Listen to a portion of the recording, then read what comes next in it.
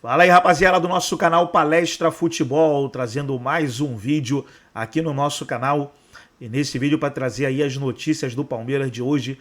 Palmeiras que está em preparação aí para a partida desta quarta-feira, quando vai enfrentar o Independente Del Valle. E a partida é de suma importância para o Verdão. O Verdão precisa de um bom resultado.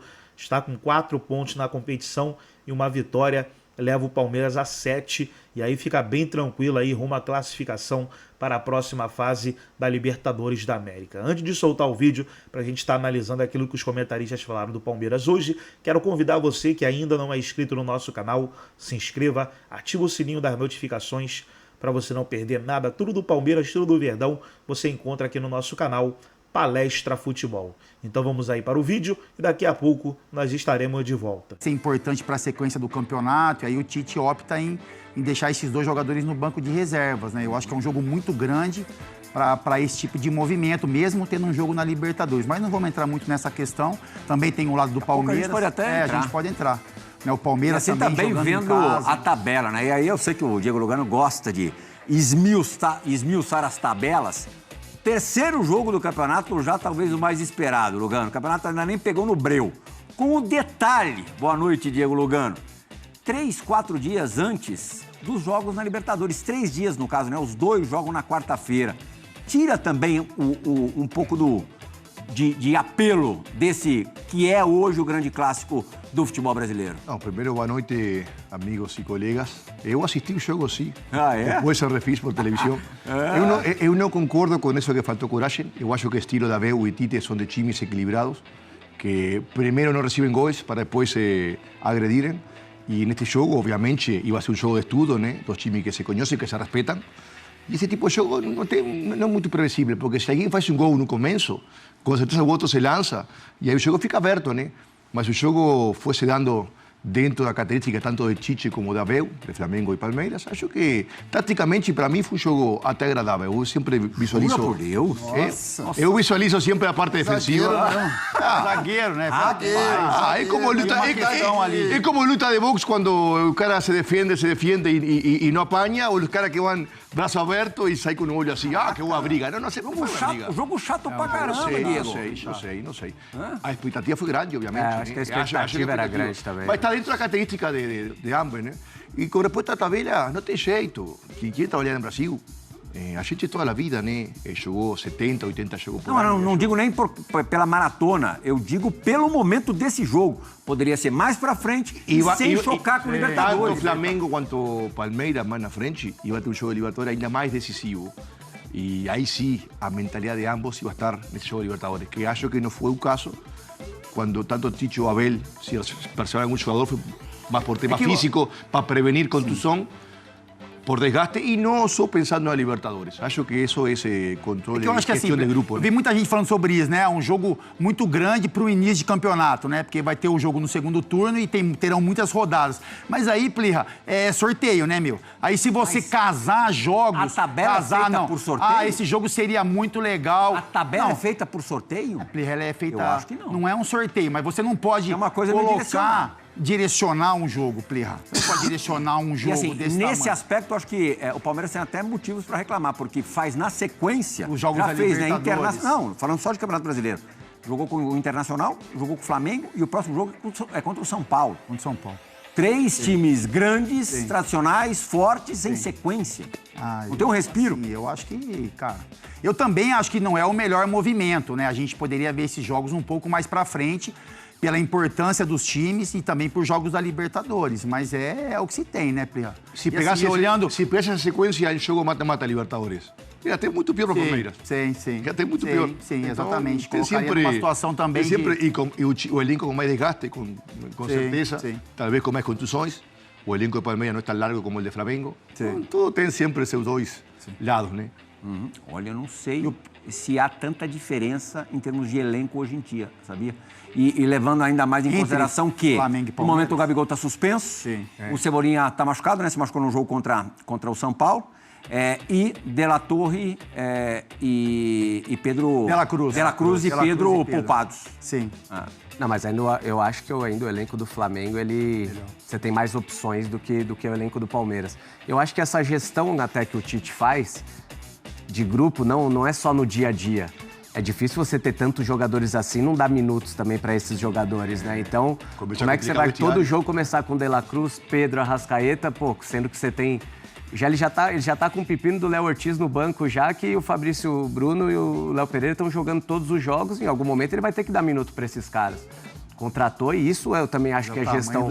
Isso é gestão de grupo também, entendeu? Quando ele tira um De La Cruz, que é um cara que vai ajudar ele muito mais também na altitude, de repente, que um Arrascaeta, fisicamente falando, o Gerson não tem condições de jogar ainda numa altitude. Eu acho que tudo isso, óbvio que a gente gostaria de ver esses jogadores todos os jogos, né? Porque são jogadores diferentes e a expectativa criada para um clássico como esse.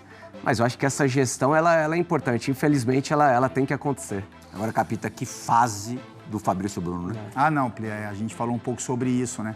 Assim, na minha opinião, é o melhor zagueiro do Brasil, né, Plia, hoje. O Suárez falou isso ano passado. O Suárez falou que é o zagueiro mais complicado. Pela confiança que ele tem, né? Pela maneira como ele tem enfrentado os seus adversários, né? Seja quem for, né? Seja quem for. Você tem confiança no combate, seja na bola aérea, seja no confronto de mano a mano, enfim. Também tem uma qualidade de saída de bola, tem qualidade também de uma ida à área adversária, no cabeceio. Então ele vive um grande momento e foi construído por ele, né, Plea? Eu acho que assim, ele foi cobrado também no Flamengo. É um jogador que buscou a sua condição de titular. Quando o Léo Ortiz chegou também, muita gente falava, porque o Léo Pereira vivia uma fase muito boa também, né? Então muita gente colocou o Léo Ortiz com o Léo Pereira, talvez fazendo a dupla de zaga, mas é um cara que é difícil você mexer, porque tem entregado muito, muito forte. Ele pegou 2 jogos na seleção e ele respondeu super bem, cara. 2 jogos grandes, né, cara? 2 jogos grandes. E ele, o bom é ele falar que, assim, é uma coisa legal de falar, porque a gente vê os zagueiros hoje em dia, eles têm essa questão de saída de bola, né? Então o zagueiro arrisca um pouco mais para fazer algumas jogadas, e ele chegou numa maturidade tão grande que ele arrisca quando é possível arriscar, sabe? A gente viu em muitos momentos, por exemplo, uma bola esticada para o Endrick, né? E ele antecipa, ele chega na frente, então se é outro, protege, às vezes o cara tenta recuar uma bola para o zagueiro, ele se sente desconfortável, ele bota a bola para a lateral. Sabe, ele bota para lateral e fala, bom, é o que eu tenho para fazer, é a minha maneira de jogar, é a minha segurança. Então, eu acho que até isso conta muito, porque ele erra, ele não erra no jogo. Típico zagueiro que não vai entregar gol para o exatamente, não vai entregar. Se querem fazer gol em mim, vai ter que ser melhor mesmo. Exatamente. E não ir de graça. Contraponto, Gustavo Gomes, um zagueiro acima de qualquer suspeita. Desde o ano passado, do final do ano passado, não vem produzindo o que a gente se acostumou a ver. É normal eventuais quedas de produção, Lugano? Fases um pouco mais oscilantes? Porque esse ano, especialmente, ele não está legal. Não vejo essa caída tão grande, não. Talvez não esteja a grande nível dos anos anteriores. Isso também se deve a que o Abel mudou um pouquinho, né, a estratégia, o posicionamento dele no campo, o posicionamento do Real de Palmeiras no campo, né? Obviamente que manter o nível que ele teve esses 3, 4 anos é difícil, vai oscilar. Está todo um tema também de desgaste, até emocional, psicológico. Porém, o jogo foi 0-0. O jogo foi 0-0 e Flamengo não teve grande situação de gols. Então, isso mostra que ele sempre é um cara que não só joga bem, sino que faz o sistema defensivo jogar bem, né? Eu falo que é um zagueiro que joga bem e não joga bonito. Parecido a lo que falamos com... tem presença de área, a presença dele organiza o sistema defensivo do Palmeiras, por isso o Palmeiras tem sido campeão consecutivamente, porque tem a melhor defesa do Brasil.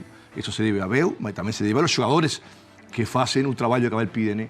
Então, continua sendo um jogador diferenciado, continua sendo, para mim, o melhor zagueiro do Brasil. Se eu sou diretor, treinador e quero um zagueiro este ano que me garantize um ano regular, eu contrato o Gustavo Gomes, mesmo que não está tendo a exuberância do ano passado. Dando um desconto para ele teve um problema, uma lesão, ficou um tempo ausente e não faz tanto tempo que retornou. E ontem ainda tinha um outro agravante, né, Luiz? Bruno Henrique caindo do lado dele, né? Rapidíssimo, né? Mas eu acho que o jogador ele também oscila de acordo com o momento do time. O Palmeiras também não é aquele Palmeiras de antigamente, né? E nem o Flamengo também não pegou no breu, verdade? Não está jogando um grande futebol. Então, eu acho que o atleta não acaba aparecendo tanto como aparecia quando tudo estava perfeito, né? Quando tudo era redondo. Mas ele continua sendo um grande zagueiro. Ontem pegou uma pedreira, Bruno Henrique, rapidíssimo. O Bruno Henrique passou uma, duas vezes. Muito mano. Ele saindo longe. Mano a mano, o Henrique. Normalmente ele não fazia isso. Até deu sorte que o Bruno não estava dos mais Também inspirados ontem. não estava muito Eu vi legal. uma entrevista do Luan depois do jogo, ele fala sobre essa questão de algumas marcações individuais, né? E o Luan fala assim, pô, a gente teve muita coragem de enfrentar o time como o Flamengo e fazer marcações individuais, quanto é difícil. Eu acho que isso expôs um pouco o Gustavo Henrique. Porque, Gustavo Gomes, me perdoa. Porque eu acho que ele ficou muitas vezes de mano a mano com o Bruno Henrique, assim, os jogadores preocupados, cada um com o seu. Sem cobertura eu acho atrás. que sem cobertura, eu acho que muitas faltas aconteceram, principalmente pelo lado do Palmeiras, porque você percebia que os jogadores saíam ou para roubar ou para matar a jogada. Não tinha uma segunda opção. E não acontece com times organizados do Abel, por exemplo. Porque o cara, ele passa por um jogador e tem uma cobertura, tem uma proteção. Eu acho que o Palmeiras mudou um pouquinho a maneira de jogar essa marcação. E aí o Gustavo Gomes ficou um pouco exposto porque caiu sobre ele a Agora estamos de responsabilidade de acordo marcar o que Bruno sair Henrique. longe Sim. de sua, Não é legal, de sua não é zona de legal, conforto não é a legal. marcar o Gustavo Henrique, qualquer zagueiro do mundo Exatamente. ia ter dificuldade. É um Não enrosco. só Gustavo Gomes, qualquer um.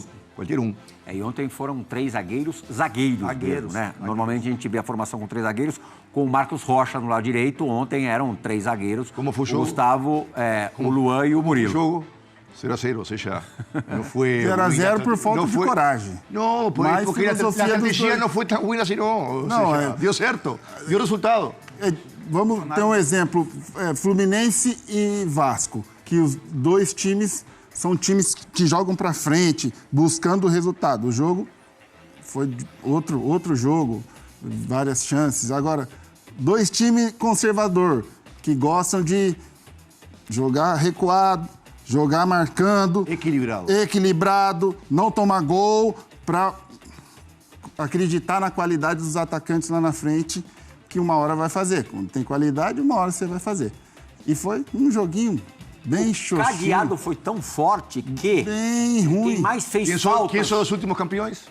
Sim, de todos os campeonatos. Futebol joga para vencer. E os melhores elencos também, O né? jogador mais faltoso da partida foi o Endrick. Fez 25% das faltas do Palmeiras. O Palmeiras fez 23, né? Ele fez 5. Ele tá fazendo bastante falta, né? Ele é intenso, né? O Endrick, ele mostra essa intensidade o tempo inteiro, não só para atacar, quanto para marcar também. O Palmeiras tem isso que o Fábio falou também. Em alguns momentos ficou uma marcação mais individualizada. Eu acho que isso acabou expondo ele a esse tipo de falta. Mas essa é a intensidade que ele joga nos dois setores do campo, né? Então acho que a gente não vai costumar ver o Endrick fazendo muita falta, senão acho que foi um jogo Mas mais Palmeiras já fez vários goles por roubada de bola dele, Sim, né? por isso, Por agressividade essa intensidade e potência dele é que ele tem. importantíssima, Mas claro. tem Inclusive, na falta. final do Campeonato Paulista. E Tem cada falta falta que ele faz, está retardando revidando. a saída de bola. Mas tem falta que ele faz, ele tá revidando a falta que ele sofreu. Os caras também judia dele, bate, dá mãozada, judia do menino. Ele fica bravo. Aí Então vai melhor ainda. e Então melhor, coisa que você não fazia. Aprende aí. Vai, aprende. Coisa que você não fazia. Melhor o menino, então melhor ainda. Gostei, eu gosto dele. Fabinho, em cima do que o Luiz falou agora há pouquinho, do Palmeiras não estar produzindo um futebol de arrancar suspiros, o quanto tem a ver com o momento do Rafael Veiga? É difícil falar isso, né, Pirra? Eu não sei quanto mudou a função dele dentro de campo. A gente sabe que o Veiga é um jogador muito decisivo, não só com a bola rolando, principalmente na bola parada, né? O Palmeiras cansou de fazer gols com bola parada em jogos complicados. Eu acho que ele tem tentado se achar novamente numa função mais perto do gol, até porque o Endrick joga numa função do lado direito do campo, que é onde muitas das vezes, quando o jogo estava complicado, o Veiga vinha jogar por esse setor, né? Então, acho que ele é um cara tático, que ele ajuda bastante o Abel. O Abel sabe que pode confiar nele a todo momento. É um jogador, como eu te disse, decisivo, que pode, num chute de fora da área. Mas é um cara que faz a bola andar, né? O time do Palmeiras depende muito da inspiração do Veiga, né? E óbvio, quando ele não tá tão inspirado, tem sobrado essa responsabilidade muito nas costas do Endrick, talvez por isso a gente não tenha visto o Palmeiras criando tantas situações como criava antigamente. O Abel disse na coletiva, na verdade, botou tudo na conta da questão física, né, Capita? Falou que 2 dias antes do jogo contra o Flamengo, ele achava que o Veiga sequer fosse estar em campo. que jogou com, sei lá, 50% das condições, eu nem sei se ele falou esse percentual, mas abaixo, muito abaixo fisicamente do que poderia. E que o jogador desse jeito, logicamente, não vai conseguir render o que ele pode, o que se espera dele.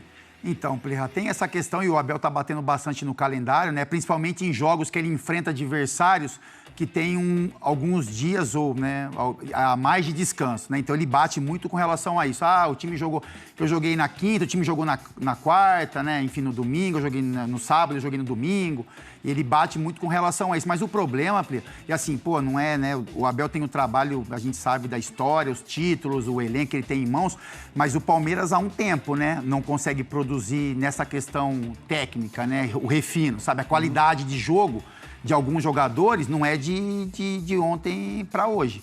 Eu acho que o Palmeiras tem uma baixa. O Palmeiras, ele continua disputando, ele continua como pontuando. o time segue ganhando tudo, mas foi campeão brasileiro, campeão paulista, isso. E isso acaba ficando em segundo plano. Porque é um time muito competitivo, né? É um time muito competitivo. Então, mesmo que alguns jogadores, né, por mudança de sistema ou por queda de rendimento, não consigam entregar tecnicamente o que se espera, mas coletivamente é muito forte, né? Então, assim, por exemplo, o jogo contra o Flamengo. O Palmeiras joga dentro da sua casa, tem o conhecimento do campo, mas, assim, tecnicamente não fez um bom jogo, assim como o Flamengo, mas coletivamente, né, na marcação, na entrega, nessa movimentação de faltas, eu acho que o Endrick, ele fez algumas faltas, porque na minha opinião, a gente está fora, mas na minha opinião a orientação era essa, passou, mata a jogada, sabe, assim, não tem segunda conversa, porque se esse jogador que é seu, ele passar de você, ele vai sobrecarregar, porque tem um outro jogador atrás que também está fazendo uma marcação individual, então acho que teve muito essa questão no jogo, essa marcação um pouco mais individual